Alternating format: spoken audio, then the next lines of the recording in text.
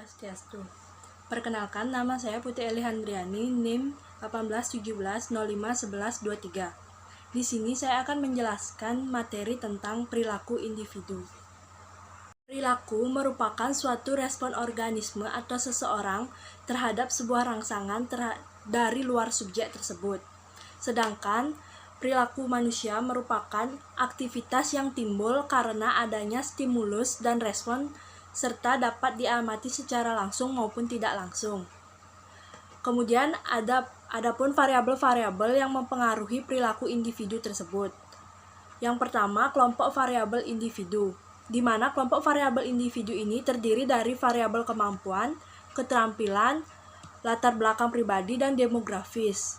Kemudian kelompok variabel yang kedua yaitu kelompok variabel psikologis, di mana kelompok variabel ini terdiri dari variabel persepsi, sikap, kepribadian, belajar, dan motivasi. Yang ketiga yaitu kelompok variabel organisasi. Kelompok variabel ini terdiri dari variabel sumber daya, kepemimpinan, imbalan, struktur, dan desain pekerjaan. Saya akan menjelaskan tentang dimensi-dimensi yang mempengaruhi perilaku individu. Yang pertama yaitu personality atau kepribadian. Kepribadian merupakan serangkaian psikologis atribut yang relatif stabil yang membedakan satu orang dengan yang lainnya. Yang kedua yaitu attitude across culture, atau sikap lintas budaya. Sikap lintas budaya merupakan sikap yang kompleks dari keyakinan dan perasaan seseorang terhadap ide-ide tertentu, situasi, atau orang lain. Yang ketiga yaitu perception and stress. Perception and stress merupakan serangkaian proses untuk menafsirkan informasi tentang lingkungan. Yang keempat yaitu motivasi. Motivasi merupakan himpunan keseluruhan dorongan yang menyebabkan orang untuk memilih perilaku tertentu. Yang kelima yaitu leadership atau kepemimpinan. Kepemimpinan merupakan penggunaan pengaruh untuk membentuk tujuan kelompok atau organisasi, untuk memotivasi perilaku terhadap mencapai cita-cita, dan untuk membantu menentukan kelompok atau budaya organisasi. Sekian dari penjelasan saya. Terima kasih. Nama saya Gede Baindrawan, NIM 1817051245 dari kelas 4H. Di sini saya akan mempresentasikan personality, motivasi, dan pengambilan keputusan. Di sini saya akan menjelaskan apa itu personality. Personality adalah serangkaian psikologis atribut yang relatif stabil yang membedakan antara satu orang dengan orang lainnya. Personality ini memiliki ciri-ciri dari personality ini diantaranya yang pertama agreeableness atau kemampuan bersosialisasi, di mana kemampuan seseorang yang mampu bergaul secara baik dengan orang lain. Lalu yang kedua itu adalah conscientiousness atau sifat berhati-hati, di mana hal ini menggambarkan seseorang yang memiliki sifat disiplin yang tinggi, terorganisir, teliti, dan memiliki tanggung jawab terhadap hal yang dilakukannya. Lalu yang ketiga itu ada emotional stability atau kestabilan emosi, di mana kemampuan seseorang yang mampu mengendalikan emosi yang dimilikinya itu secara baik dan benar. Lalu yang keempat itu ada extroversion atau extrovert, di mana extroversion inilah tingkat kenyamanan seseorang yang mampu berhubungan dengan orang lain. Lalu yang kelima itu ada openness atau keterbukaan, di mana kemampuan seseorang yang mampu menerima pendapat orang lain, lalu mendengarkan orang lain dan menjalankan pendapat orang tersebut.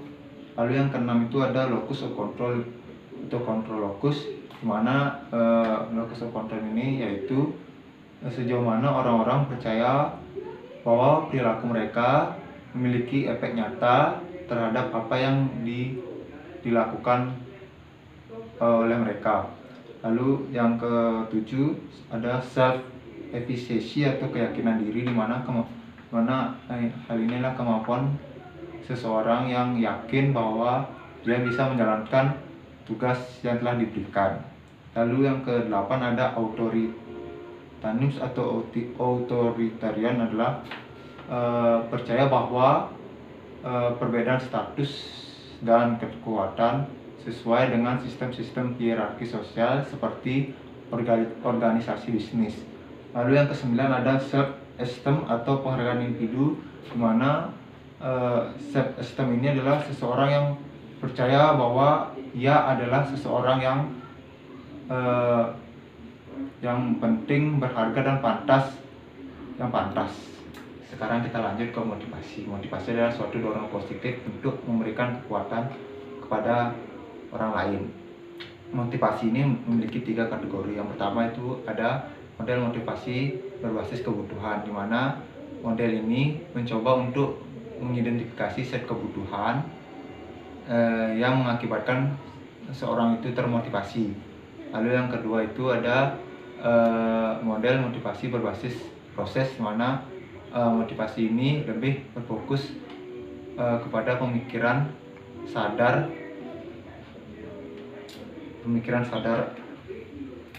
yang digunakan orang untuk memilih salah satu kalangan perilaku. Lalu yang ketiga itu ada model penguatan, di mana model penguatan ini adalah bagaimana seseorang menilai konsekuensi dari pilihan perilaku mereka. Lalu lanjut ke pengambilan keputusan. Pengambilan keputusan adalah memilih salah satu keputusan yang ada dari beberapa alternatif keputusan yang ada. Pengambilan keputusan ini biasanya diambil melalui data kuantitatif dan data kualitatif. Ada 2 cara untuk menilai suatu keputusan. Yang pertama itu melalui pendekatan yang sifatnya pragmatis, dan yang kedua melalui pendekatan yang sifatnya prosedural. Om Swastiastu. Perkenalkan, nama saya Niptu Sri Indawawini, NIM 1223. Di sini saya sebagai penyaji akan memaparkan materi mengenai pendekatan pragmatis dan pendekatan prosedural. Pendekatan pragmatis adalah penilaian pengambilan keputusan yang didasarkan pada hasil yang dicapai.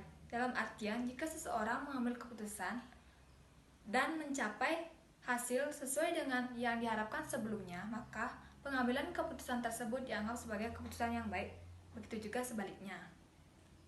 Secara pragmatis, terdapat 5 tolak ukur dalam mengambil keputusan. Yang pertama, mutu dalam pengambilan keputusan, yang dalam artian penggabungan yang tepat antara rasionalitas dan kreativitas pengambil keputusan. Dan yang kedua adalah pertimbangan-pertimbangan yang relevan dan tepat untuk dipertimbangkan. Yang ketiga, memuat berbagai informasi yang relevan, mutakhir, dapat dipercaya, serta dapat digunakan dalam proses analisis yang diperlukan. Yang keempat, menggunakan pemanfaatan ekonomis baik sumber daya, dana, tenaga dalam proses pengambil keputusan. Dan yang terakhir adalah akseptabilitas pengambil keputusan, baik itu orang yang akan menjalankan keputusan tersebut maupun orang yang akan terkena dampak dari pengambilan keputusan tersebut. Pendekatan prosedural adalah penilaian pengambilan keputusan yang menyangkut model dan teknik, di mana pendekatan ini tidak menjatuhkan pada satu pilihan, namun dengan cara mengidentifikasi dan mempertimbangkan alternatif, langkah, dan konsekuensi dalam mengambil keputusan. Maka, pengambilan keputusan ini dianggap sebagai proses yang tuntas. Berkaitan dengan model, terdapat 5 model dalam mengambil keputusan. Yang pertama adalah model rasional, adalah metode pengambilan keputusan dengan cara universal dan setepat mungkin. Yang kedua ada model inkremental, adalah metode pengambilan keputusan yang menghindari banyak masalah dan biasanya dimanfaatkan oleh pejabat pemerintah dalam mengambil keputusan setiap hari. Yang ketiga ada model agregatif, adalah model atau metode yang biasanya dimanfaatkan oleh konsultan dan tim staf dalam membuat kebijakan politik. Yang keempat ada model pengamatan terpadu, artinya metode yang digunakan setelah melakukan pengkajian terhadap alternatif dengan berhubungan dengan tujuan organisasi. Dan yang terakhir adalah model optimasi, adalah metode yang digunakan dalam mengambil keputusan dengan mempertimbangkan berbagai keterbatasan sehingga mencapai hasil yang maksimal. Baik, perkenalkan, nama saya Ida Ayu Komang Nadia Purnama, NIM 18170511196. Di sini saya akan menjelaskan materi mengenai kelompok dan tim dalam bisnis internasional. Kelompok-kelompok di dalam organisasi secara sengaja dirancanakan atau sengaja dibiarkan terbentuk oleh manajemen selaku bagian dari struktur organisasi formal. Kendati begitu, kelompok juga kerap muncul melalui proses sosial dan organisasi informal. Dengan demikian, terdapat perbedaan antara kelompok formal dan informal. Kelompok formal. Kelompok ini dibangun selaku akibat dari pola struktur organisasi dan pembagian kerja. Contohnya, pengelompokan kegiatan pekerjaan yang relatif serupa dalam satu kelompok. Kelompok kerja formal dapat dibedakan lewat sejumlah cara, semisal berdasar keanggotaan, tugas yang dilakukan, sifat teknologi, atau posisi di dalam struktur organisasi. Selanjutnya yaitu kelompok informal. Di dalam struktur organisasi formal selalu terdapat struktur informal.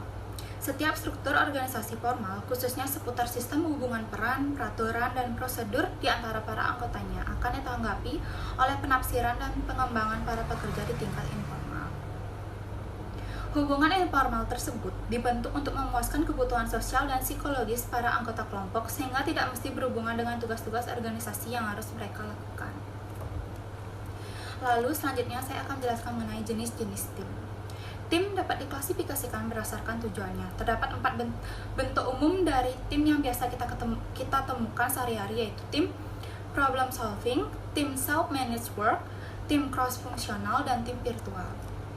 Yang pertama yaitu tim problem solving. Kata tim mulai populer sejak 1980-an. Bentuk tim awalnya serupa satu sama lain. Mereka umumnya terdiri atas 4 hingga 12 pekerja yang dibayar per jam dari departemen yang sama, yang saling bertemu sekian jam setiap minggu untuk membahas peningkatan kualitas, efisiensi, dan lingkungan kerja. Tim seperti inilah yang disebut dengan tim problem solving. Lalu yang kedua, tim self-managed work. Tim problem solving sudah ada di jalur yang benar, tetapi mereka tidak beranjak jauh dalam hal pelibatan pekerja dalam proses pembuatan keputusan yang berhubungan dengan suatu pekerjaan. Lalu yang keempat yaitu tim cross-fungsional.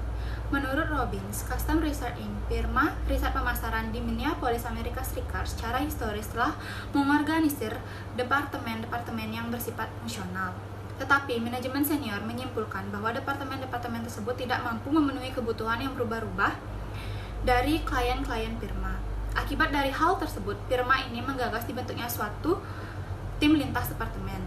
Organisasi ini mencerminkan tim cross-fungsional. Lalu yang terakhir yaitu tim virtual. Tim yang telah dibahas melakukan pertemuan face-to-face. Tim virtual menggunakan teknologi komputer guna menghubungkan orang-orang yang terpisah secara fisik guna mencapai sasaran bersama. Baik, sekian presentasi dari saya. Terima kasih.